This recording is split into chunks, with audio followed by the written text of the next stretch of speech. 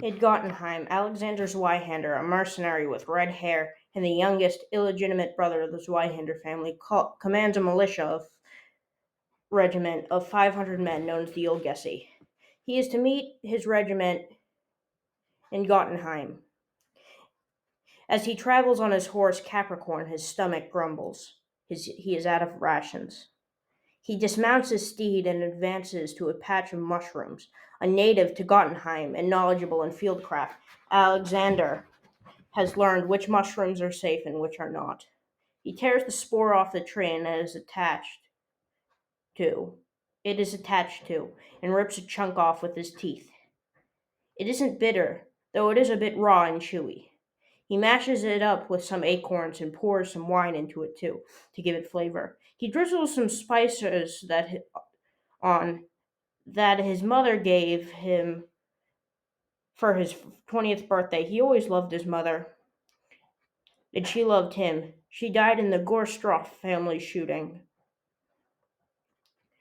He boils the mix until all liquid is and moisture is gone. While he waits, he ties his horse to a tree and starts looking for wild onions. Alexander sings a jaunty tune while he looks.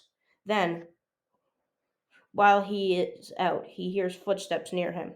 He unsheathes his great sword and switches to a combative stance. Alexander turns. He sees a pair of corpses stagger towards him. He rushes forward and guts one of the dead, pulling it up and annihilating one of the zombies. He whacks the other in the backstrike, all in one motion. The fiend advances. So Alexander switches to his hand position and holds it onto the blade and uses the guard to knock the thing over. He proceeds to run it through without a sweat taken from him. They're both similar to the mummies he fought in Forgarhia. Both are similar and commonplace to their zones. Mummies he knew well, and therefore he believed the zombies were pretty much the same. He dug around for the produce and rushed back. He took the food and crunched on the dried bar. He fed Capricorn, then set off. 2 or more hours of light riding with the occasional giant bat, and he finds a commoner being savaged by hounds. He knows that interfering would sentence both death or fatal injury to both of them.